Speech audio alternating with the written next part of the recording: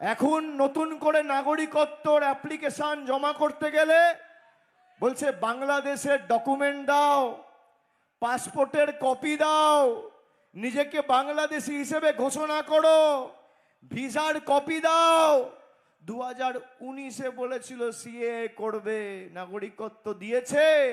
দেয়নি। পই পই করে তৃণমূল বলেছে আপনাদের যে এদের থেকে 2 নম্বরই দল সারা পৃথিবীতে কেউ নেই, পায়ের নখ থেকে মাথার চুল পুরোটা 2 নম্বরই।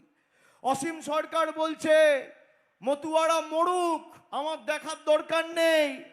শান্তনু ঠাকুর বলছে যদি 1 লাখ 2 লাখ 5 লাখ নাম বাদ যায় যাক, আমার দেখার দরকার নেই।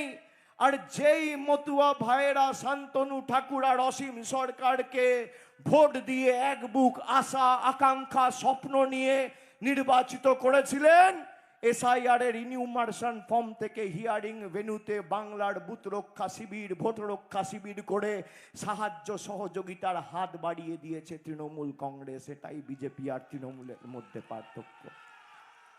আপনার আনন্দে আপনার সুখে আপনি তৃণমূলকে পাবেন না, কিন্তু আপনার দুঃখে, আপনার বিপদে, আপনার আপদে, আপনার সমস্যায় তৃণমূল ছিল, আছে, থাকবে। যারা আপনাদের সাথে বেঈমানি করেছে তাদেরকে উচিত শিক্ষা দেওয়ার নির্বাচন এই নির্বাচন। দেবাশিস দা বলছিল 30,000 ভোটে জেতাতে হবে। আমি করজোড়ে আপনাদের কাছে অনুরোধ করব, নদিয়ার মধ্যে 1 নম্বর করুন হরিণঘাটাকে। ফল বেরোনোর পর বিজেপির ঝান্ডা ধরার লোক যেন এই মাটিতে না থাকে। হরিণঘাটা টাউন, চাকদার 2টো জিপি আর হরিণঘাটার 8টা অঞ্চল, 10টা গ্রামীণ এলাকা আর 17টা ওয়ার্ড মিলিয়ে হরিণঘাটা বিধানসভা। আমি কথা দিয়ে যাচ্ছি, আমার যতটুকু সামর্থ্য রয়েছে রাজীবকে জেতান। যতদিন থাকবো মানুষের জীবন আজ আছে কাল নেই, যতদিন থাকবো বুকের শেষ রক্তবিন্দু পর্যন্ত আপনাদের জন্য কাজ করে যাব, কথা দিয়ে যাব। যাদেরকে চোখে দেখা যায়নি 5 বছর, তারা এখন মানুষকে এসে বলছে তারা নাকি ক্ষমতায় এলে 3,000 টাকা দেবে। ওরে বাবা, বিহারে ক্ষমতায়, উড়িষ্যায় ক্ষমতায়, দিল্লিতে ক্ষমতায়, উত্তরপ্রদেশে ক্ষমতায়, রাজস্থানে ক্ষমতায়, মধ্যপ্রদেশে ক্ষমতায়। আমার চ্যালেঞ্জ অসীম সরকার, শান্তনু ঠাকুর, অমিত শাহ, দেশের প্রধানমন্ত্রী নরেন্দ্র মোদীকে, 16টা রাজ্যে আপনাদের সরকার রয়েছে। যেভাবে মমতা ব্যানার্জি বাংলার প্রতিটা মায়েদের লক্ষ্মীর ভান্ডার দিয়েছে, একটা রাজ্যে করে দেখান, আমি রাজনীতির আঙিনায় পা রাখবো না। চ্যালেঞ্জ। যারা মানুষের জলের টাকা বন্ধ করে দেয়, গরিব মানুষের 100 দিনের টাকা বন্ধ করে দেয়, যারা রাস্তার টাকা বন্ধ করে দেয়, যারা আবাসের টাকা বন্ধ করে দেয়, তারা মানুষকে পরিষেবা দেবে। বিজেপির গ্যারেন্টি মানে 0 ওয়ারেন্টি, আর তৃণমূলের গ্যারেন্টি মানে লাইফ টাইম ওয়ারেন্টি।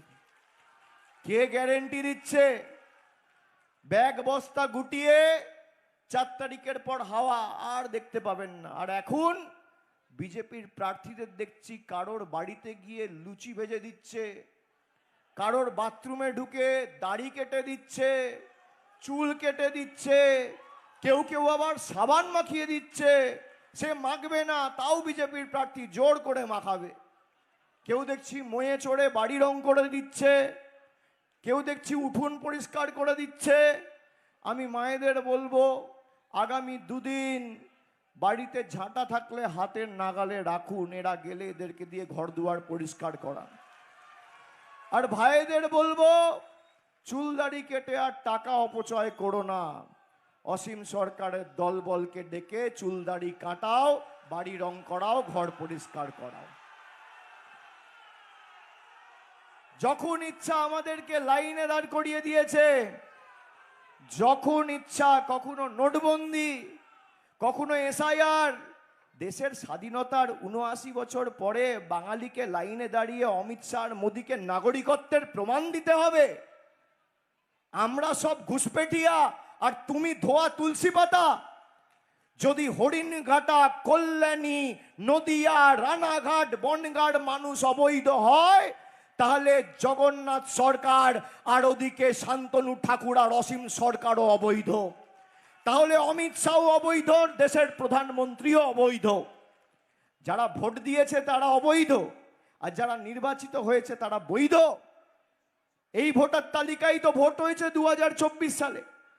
গুজরাট থেকে গুন্ডারা এসে বলছে বাংলার মানুষকে, বাঙালিকে, আমার এই মাটিতে জন্ম, আমি এই মাটিতে জন্মেছি, এটা আমার জন্মভূমি, আমার কর্মভূমি, এই মাটিতে আমার বেড়ে ওঠা, এই মাটিতে আমার মা জন্মেছে, বাবা জন্মেছে, দিদা, ঠাকুরদা, দাদু জন্মেছে, তাদের বাবা মা জন্মেছে। সেই মাটিতে এসে গুজরাট, মধ্যপ্রদেশের নেতারা বলছে উল্টা করকে লটকা দেগা।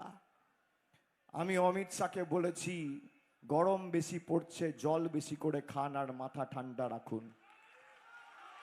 আর যদি আপনি এত বড় নেতা হন আর বুকের সৎ সাহস থাকে, তাহলে 4 তারিখ বাংলায় থাকবেন, বেলা 12টার পর দেখা হবে। আপনারা কথা দিচ্ছেন তো?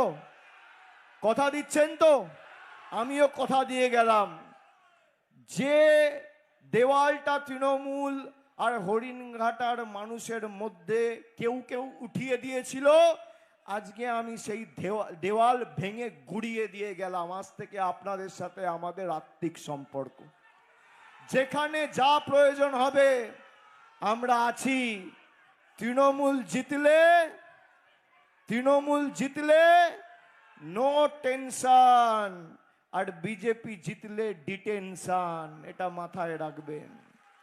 বিজেপি জিতলে আপনার চোখে জল নেমে আসবে, আর তৃণমূল জিতলে আপনার মুখে হাসি ফুটবে।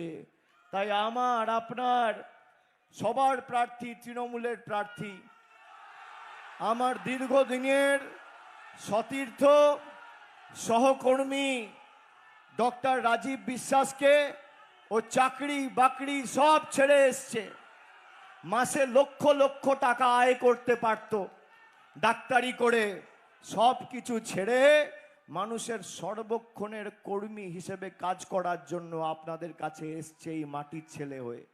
রাজীবকে জেতান, জোড়া ফুলে ভোট দিয়ে, আগামী দিন তৃণমূলকে জিতিয়ে বিজেপির জামানত বাজেয়াপ্ত করুন। আর 4 তারিখ ভোট বাক্স যখন খুলবে, এমন ভাবে জবাব দেবেন অসীম সরকাররা যেন চোখে পদ্ম ফুলের জায়গায় সর্ষে ফুল দেখে। আমি আরেকবার হরিণঘাটার এই মাটিকে আমার প্রণাম, কৃতজ্ঞতা, শ্রদ্ধা নিবেদন করে আমার বক্তব্য শেষ করছি। সকলে ভালো থাকবেন। জয় হিন্দ, বন্দে মাতরম, জয় বাংলা।